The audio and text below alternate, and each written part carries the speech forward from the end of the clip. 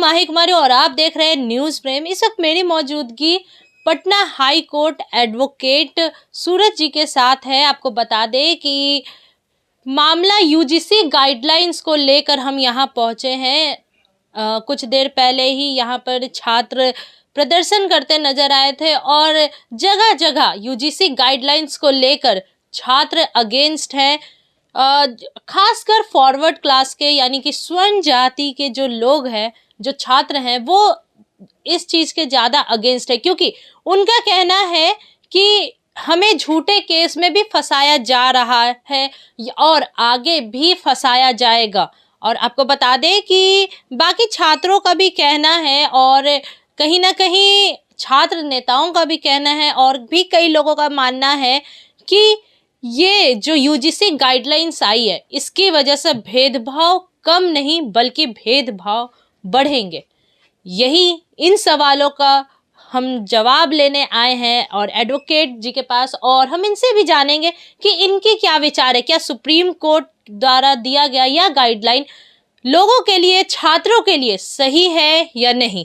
बहुत बहुत धन्यवाद सर हमारे चैनल से जुड़ने के लिए। बहुत बहुत धन्यवाद। आपके माध्यम से जो भी आपके चैनल के दर्शक हैं उन सबको मेरा नमस्कार। माही जी, जैसा आपका प्रश्न है, आपका सवाल है कि क्या ये जो यूजीसी का नया नोटिफिकेशन आया है, इससे कैंपस के अंदर छात्रों के बीच भेदभाव बढ़ेगा या नहीं, यही आप पूछना चाह रही हैं। देखिए, ये सवाल सिर्फ मेरा नहीं है बल्कि लोगों के मन में, लोगों के जहन में ये सवाल आ रहा है कि भेदभाव इससे बढ़ेगा। जी देखिए, जब कानून बनाने वाले जिन लोगों के लिए कानून बनाएंगे, उनसे अगर किसी विषय पे जिस संदर्भ में कानून बनाना है उसके लिए प्रॉपर होमवर्क नहीं किया जाएगा, उनकी राय नहीं ली जाएगी, तो इस तरह का संदेह और विस्मय स्वाभाविक है। सपोज कि हम किसी खास वर्ग के लिए कानून बनाना चाह रहे हैं, हमने उस अफेक्टेड पार्टीज़ का राय लिया ही नहीं, प्रॉपर होमवर्क हुआ ही नहीं। मैं पूछना चाहता हूं कि ये जो यूजीसी का नया नोटिफिकेशन आया है, इसके लिए सरकार ने किन लोगों से रायशुमारी की, किन छात्रों से यह जानने का प्रयास किया कि किस तरह के भेदभाव से वो यूनिवर्सिटी कैंपस में प्रताड़ित हुए हैं। लेकिन दुखद है कि कुछ लोग की एक कमेटी बना दी जाती है जो दिल्ली के एसी कमरों में बैठकर ऐसे ही कानून बना दिया करते हैं और नया नोटिफिकेशन इशू कर दिया जाता है। तो क्या लग रहा है, ये जो मतलब आप भी यही कहना चाह रहे हैं कि ये भेदभाव इससे और बढ़ सकता है? देखिए मैडम, भेदभाव बढ़ेगा इसका अपरेंटली कहना ऐसे बिना किसी लॉ के इम्प्लीमेंट हुए उसके काउज एंड इफेक्ट थ्योरी पे कमेंट करना मुझे एज अ कानूनविद उचित नहीं प्रतीत हो रहा है। मुझे लगता है कि किसी भी कानून के ऊपर कमेंट करने से पहले उसका इफेक्टिव इम्प्लीमेंटेशन, किस प्रक्रिया से उस कानून को बनाया गया है, उसमें पारदर्शिता है कि नहीं, उसको एनालाइज करने की जरूरत है। अभी ये भी माना जा रहा है कि झूठे आरोपों में भी फंसाया जाएगा। अभी एक सोशल मीडिया पर भी एक वीडियो वायरल हो रहा है जिसमें कहा जा रहा है कि एक स्वर्ण जाति की युवती है, जिसे एससी या एसटी में, मुझे कास्ट याद नहीं है कौन से, कंफर्म नहीं हूँ, कि उसके छात्र ने छात्रा को प्रपोज किया था, लेकिन छात्रा ने उसे मना कर दिया, तो उसने केस कर दिया ये लॉ लगाते हुए। आने के बाद ये लॉ, जब ये लॉ आई तो ये लगा दिया गया, और स्वर्ण जाति की जो छात्रा थी उसे ना चाहते हुए भी 50,000 रुपये जुर्माना देना पड़ गया। देखिए मैडम, अभी जिस मुद्दे पे हम लोग बात कर रहे हैं यूजीसी के नए नोटिफिकेशन पे, ये भी नोटिफिकेशन है, ये भी अप्लाई नहीं हुआ है, ठीक है। और अब जहाँ तक आप बात कर रही हैं झूठे मुकदमे की, तो आईपीसी में, पहले आईपीसी था, बीएनएस है, जितने भी अपराध हैं उन अपराधों में भी झूठे एफआईआर होते आए हैं। ऐसा भी हाल ही में भी आपने देखा था, एक सुप्रीम कोर्ट का मैं केस लॉ आपको कोट करता हूँ, Rudal Shah versus state of Bihar. उसमें एक व्यक्ति ने सारा फेयर ट्रायल फेस किया, 28 साल बाद ये उसमें ऐसा आया कि उसके अगेंस्ट चार्ज प्रूफ ही नहीं हुए।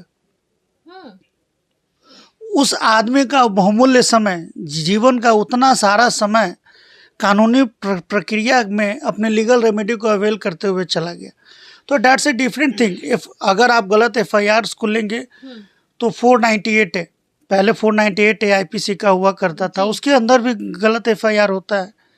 तो सिर्फ गलत एफआईआर हो जाए इस आशंका से लोग कानून को उस निगाह से देखें, ये भी थोड़ा उचित प्रतीत नहीं होता है। मुझे लगता है कि इस कानून को और ज़्यादा स्टडी करके और ज़्यादा क्या कहते हैं तथ्यों को इस संदर्भ में जमा करके इसको और अधिक पारदर्शिता के साथ बनाने की ज़रूरत है।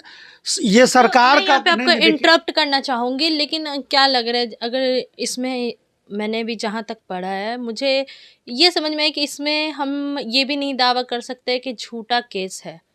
अभी तो अकॉर्डिंग टू दिस गाइडलाइंस कि हम झूठा केस है ये भी नहीं दावा कर सकते। तो क्या लग रहा है इससे और भी झूठे आरोप की भीड़ नहीं लगेगी क्या? पुलिस स्टेशंस में जो एफआईआर होंगे उसमें क्या झूठे आरोपों की गिनती की बढ़ोतरी नहीं होगी, फाइल्स नहीं बढ़ेंगे इससे? हम ये पूछना चाहते हैं मैडम कि पहले जो भी कानून था, जो भी यूजीसी की गाइडलाइंस थी, क्या उसके अंदर यूजीसी के पास कोई कंप्लेंट किया गया? मान लीजिए कोई पीएचडी स्कॉलर है, उसने अपने जो सुपरवाइजर उसके अगेंस्ट कोई कंप्लेंट डाला ये कहते हुए कि on the basis of caste he is denying to accept my brief that thesis, कि जो वो शोध पत्र जमा कर रहा है अपने गाइड को, उसने उसको इस ग्राउंड पर देखने से मना कर दिया कि वो पर्टिकुलर कास्ट का है। तो उस कंप्लेंट पे यूनिवर्सिटी प्रशासन द्वारा और यूजीसी के द्वारा क्या कार्रवाई की गई, इसका कोई डाटा है सरकार के पास? सरकार ने कोई होमवर्क नहीं किया है, सरकार ने जल्दीबाजी में ये नोटिफिकेशन लाया, ऐसा मेरा मानना है। क्या लग रहा है ये जो नोटिफिकेशन आया है, अटकलों का बाजार खुल गया है नोटिफिकेशन आने के बाद?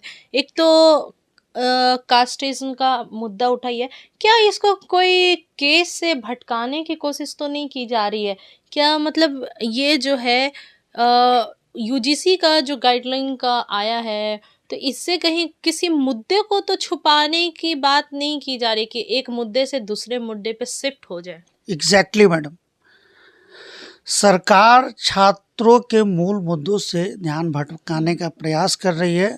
सरकार को ये बताना चाहिए कि सरकार ने इतने दिनों में कितने नए कॉलेजेस लाए हैं जिसमें उच्च शिक्षा की अच्छी पढ़ाई हो, कितनी नए विश्वविद्यालय बनाए गए, कितने स्कूल्स बनाए गए, और उसमें क्वालिटी एजुकेशन को इम्प्रूव करने के लिए और जो एजुकेशनल इंफ्रास्ट्रक्चर है उसको सुधारने के लिए सरकार ने क्या कदम उठाए। इन सारे सवालों से बचने के लिए सरकार ने एक नया नोटिफिकेशन ले आया है कि हमारे छात्र और हमारा जो प्रभुत्व वर्ग है इन्हीं सवालों में उलझा रहा है, और सरकार को जो मूल मुद्दों पे जवाब देना पड़ता उससे सरकार बच सके। एक और अहम सवाल है कि बैकवर्ड क्लास वाले तो फॉरवर्ड क्लास के अगेंस्ट केस कर सकते हैं, लेकिन कई बार देखा जाता है कि फॉरवर्ड क्लास भी इस चीज़ के चपेट में आते हैं। मामला कम है मैं मानती हूँ, लेकिन कहीं ना कहीं बैकवर्ड क्लास वाले भी फॉरवर्ड क्लास वालों को नीचा दिखाते हैं, रफ लैंग्वेज यूज किया जाता है, और यूनिवर्सिटीज़ में तो ये सब कॉमन है, कॉलेजेस एंड ऑल में। तो क्या लग रहा है कि इनके लिए भी कुछ होना चाहिए कि नहीं, एक तरफा नहीं है ये वेटेज? देखिए मैडम, हम भी स्कूल कॉलेज में पढ़े हैं, हमने भी यूनिवर्सिटीज़ की पढ़ाई की है। जैसा आप कह रहे हैं 100 में एक आध मुद्दा होगा, एक आध स्टूडेंट ऐसे होते होंगे, लेकिन हमने ऐसा यूनिवर्सिटी में अपेरेंटली नहीं देखा कि किसी को स्पेशली किसी पर्टिकुलर कास्ट से बिलोंग करने के चलते उस एक्सटेंट तक भेदभाव फेस करना पड़ता होगा। एक आध केस होगा, उससे हम इनकार नहीं कर सकते, लेकिन मेरा सवाल अब भी यही है कि जैसे बैकवर्ड क्लासेस को दिया गया है ये अपॉर्चुनिटी के फॉरवर्ड क्लासेस के अगेंस्ट आप केस कर सकते हैं, तो फॉरवर्ड क्लासेस के बच्चों के पास भी तो ऐसी होनी चाहिए ना पावर कि अगर उनके साथ गलत हो, बैकवर्ड क्लास के कोई बच्चे अगर उनके साथ गलत कर रहे हो तो वो भी केस कर सके। हाँ, तो वो तो केस कर ही सकते हैं। बट यूजीसी के गाइडलाइंस में ऐसा मेंशन नहीं, उन्होंने सिर्फ बैकवर्ड क्लासेस के छात्रों को ही ये दी है। यूनिवर्सिटी के इस नोटिफिकेशन के पहले भी यूनिवर्सिटीज़ जो है यूजीसी के अदर गाइडलाइन से गाइड होती हैं। वहाँ ऐसा है कि आपके साथ कोई उस तरह की घटना हो रही है तो आप अपना कंप्लेंट लिख के यूनिवर्सिटी एडमिनिस्ट्रेशन को दे सकते हैं। आप अपना आवेदन वाइस चांसलर को दे सकते हैं, रजिस्ट्रार को दे सकते हैं। स्टूडेंट वेलफेयर का डीन होता है यूनिवर्सिटीज़ में, उसको दिया जा सकता है, एचओडीज़ को दिया जा सकता है। ऐसा नहीं कि पहले से प्रावधान नहीं है। ऐसा भी नहीं है कि किसी भी कंप्लेंट को एड्रेस करने का सरकार पहली बार कोई प्लेटफॉर्म दे रही है। इससे पहले भी कि किसी की कोई निजी शिकायतों को इंटरटेन किया जाता था। ये आप कह सकते हैं कि जो यूनिवर्सिटी एडमिनिस्ट्रेशन ने जो इफ़िशियंसी की कमी छात्रों के जेन्युइन कंप्लेन के प्रति दिखाई है, जिसके चलते ये सवाल उत्पन्न हो गया है। और इसको टैकल करने के लिए सरकार ने एक ऐसा कानून लाया है जिसके लिए जो भी इसके स्टेक होल्डर्स हैं उनसे कोई क्या कहते हैं सफिशिएंट राय शुमारी नहीं की। तो आपने सुना एडवोकेट सूरज जी की बात। उन्होंने जो भी सवाल आ रहे हैं छात्रों के मन में, हमारे दर्शकों के मन में, आम लोगों के मन में, आपने सुन लिया। इन्होंने साफ तौर से कहा है कि ये जो लिया गया है एक्शन, यूजीसी गाइडलाइंस का जो न्यू गाइडलाइंस आया है वो सोची समझी कहीं ना कहीं साजिश हो सकती है कि मुद्दा, जो मेन मुद्दा होता है छात्रों का, उससे भटकाया जा रहा है, भटकाने की कोशिश की जा रही है ताकि छात्र जो मेन मुद्दा है उसको छोड़कर ये जातिवाद के बीच में फंसे।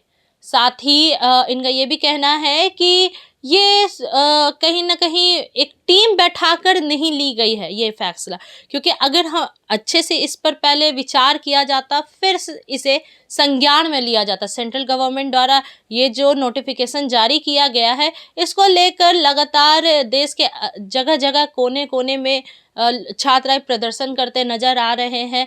फिलहाल के लिए इतना ही। ऐसे ही तमाम खबरों के लिए जुड़े रहे हमसे। मैं माही कुमारी, न्यूज़ फ्रेम पटना से।